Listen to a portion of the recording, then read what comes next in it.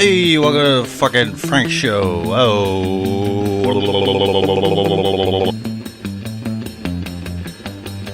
You son of a... On another day, come on, with these ropes tied, can we do no wrong? Now we grieve, 'cause now it's gone. Things were good when we were young. With my teeth bite down, I can see the blood of 1,000 men. Alright, you guys ever watch Rescue Me? That's where that song is from. I really love that song.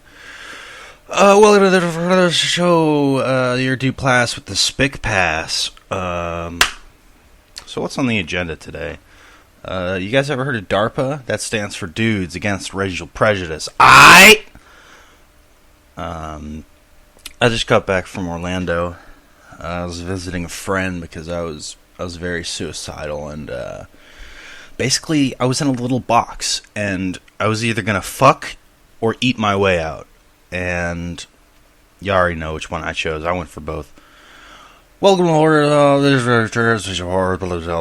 today's guests. We have with me, seated beside me, is a goldfish and a heart-shaped box that I keep my dabs in sometimes. I quit smoking. Yay! Not smoking cigarettes, of course. Marijuana. Yeah. I had to eliminate my THC intake, which is going to change probably in about 5 minutes. Because I got this little leftover THC cart that I'm going to scrape for about an hour. And then after I spend about an hour scraping it, I'm going to, going to sort of scrape it again. Scrape it onto what looks like a small ice pick. And I'm going to use that small ice pick covered in goop. I'm going to put it inside a bong that is heated to lightning temperature. And then I'm going to smoke it. And I'm going to be high for about 15 minutes. And I'm going to regret it. And I'm not going to be able to sleep tonight. God, I sound like Chris. My brother, Chris. My older brother. Balls. You son of a... Thanks, George. That's from Exorcist 3, if you're wondering. George C. Scott. He was also in 12 Angry Men. That was my impression of a goat. Let's listen to some more Von Bondies. Gone, things were good when we were young. You just said to say, come on, was it right to leave? Come on, will I ever learn? Come on. Alright, that's it. It's a good song, though. I enjoy it. They did that song on David Letterman, and in the comments I think they got a lot of shit, because you really can't... There's no way to do a song exactly like it is on the album if you have any talent. I have a hard time listening to Led Zeppelin sometimes, because it's not that they stole all their music from black people, which they kind of did, but it's more that, you know, they're like satanic pedophiles, if that makes any sense.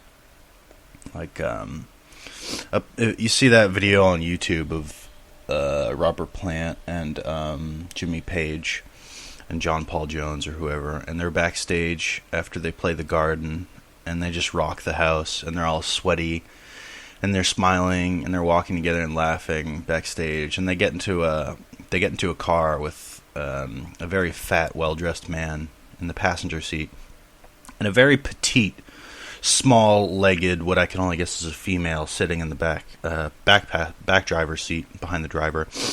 Her legs are very small, very skinny. It's probably like a 13-year-old girl. And the fat guy passes something to the 13-year-old girl, as well as Robert Plant. Probably drugs. Apparently, like Robert Plant, he would just have like a trailer full of 12-year-old girls waiting for him backstage at all times. And he'd give him a whole lot of love, and then he'd go... This is the sound of him running away to the west. And his soul is crying from leave here. Welcome to the Frank's Basement of Laughs. Once you're here, you're queer. You can't leave. You can leave, but you can't leave here. I'm basically just recording this because my brother is going to get me McDonald's right now, so the house is empty, so I can sort of talk as loud as I want without fear of, people judging me or standing outside my door with their ear up to my walls, listening into what I say, because I kind of feel like that's always happening anyways. But I didn't have much of a breakfast this morning. I did sleep pretty well because I haven't been smoking, and for whatever reason, when I get stoned, I just can't sleep at all. Like, my brain just wants to stay awake. And when I do fall asleep, it's only for like 5 hours, and then I have to jerk off and then get high again for 12 more hours, and then fall asleep for another 3. So I'm excited that I'm not a piece of shit drug addict anymore, because I was. I am that. That is me. We are. He is, and that's the way. I like it. Back to the news. What's really in the news? I think I read something about... No, I don't know.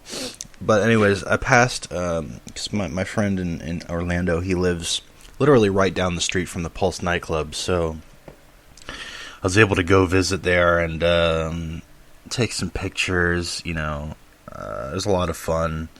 I couldn't really focus because I was just sort of basking in the demonic energy, the sheer weight of 50 souls being murdered horribly. I believe that does put some sort of after energy into that building, so it's very good. My penis got very hard. I was just imagining, mommy, I'm in the bathroom. They're going to kill me. I'm too drunk to open the stall. I can't just climb out the window for some reason. Let's all just stand on the dance floor while this guy shoots at us. Blood on the dance floor. I've got this gun to your head. I've got something.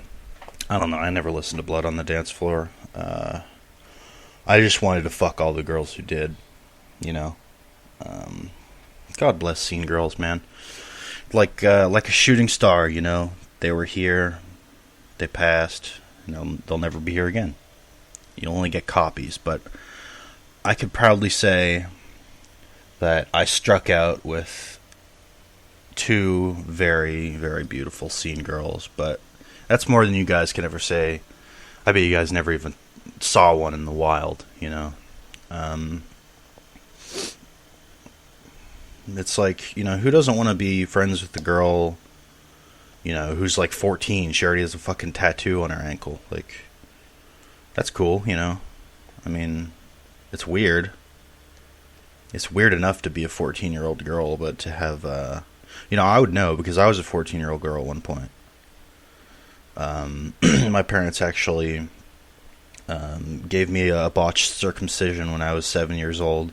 The doctor used a wood-burning kit and accidentally singed off my entire penis. So my parents just raised me as a girl, and I only recently discovered that I have a second penis in my anus that I could actually pull out and use to have intercourse. I just have to fuck the woman with my ass. And it hurts because I have to pour concrete on it, on my pink sock, to get it hard enough to stick in the woman's vagina. And then, you know how concrete is. It's all, you gotta spend a few hours digging it out of her. And, Jesus God. This is just a little bit of what you can expect from Frank's Basement of Laughs. It's not called the Basement of Laughs for no reason. It's dark down here. It's dank. There's no air conditioning. It smells like cat pee. There's a man in the corner. He's wearing a cowboy hat. and you don't know his name, and your friend I never introduced you to him, so he's just sort of sitting there, and after a while you just sort of accept it, and years later you look back on it and wonder, who was that guy in the cowboy hat? He wasn't Frank's friend.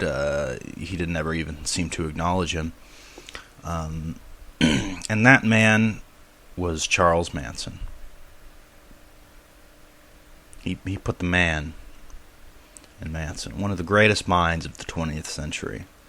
A true thinker, a stinker, an eye blinker, a winner, having dinner, a sinner, and he got a little thinner when he went to prison. Of course, the black Muslims tried to set him on fire. God, what a combination, huh? Black and Muslim. I mean, how unlucky can you get, right? That's like Jewish Mexican, It's just two worst possible ethnic groups, and you combine them, and then I'm just joking with you guys. This is satire. I'm not racist. My best friend is Colombian, so I have the Spic pass. Don't have the N-word pass. I'm looking for that.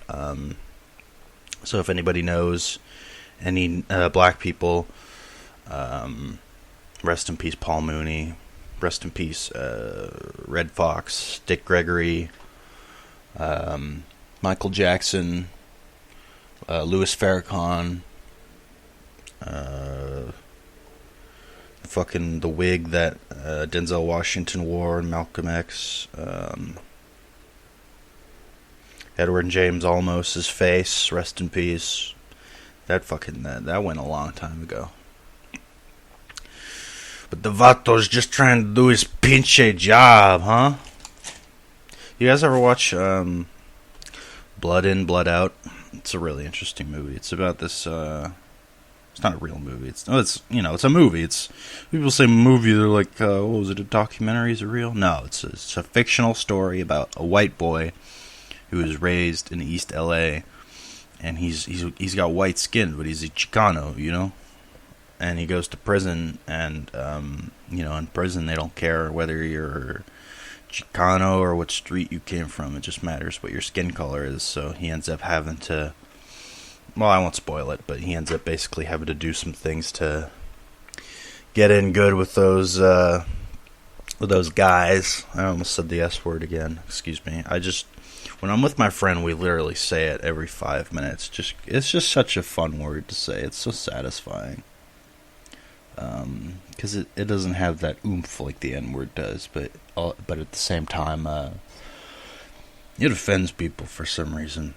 I mean, if you're really offended by that word, and you're not Mexican specifically, because I think that's an insult towards specifically Mexicans. I don't know, man. Just you need to smoke a peace pipe, Chief. All right.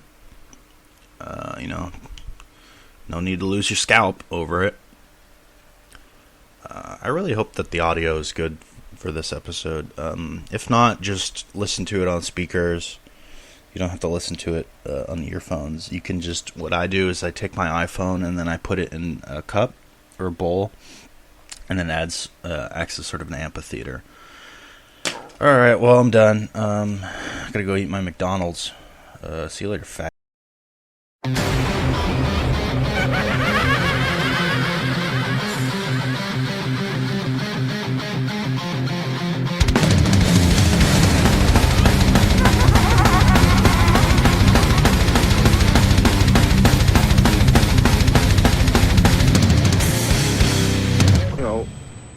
Can we all get along?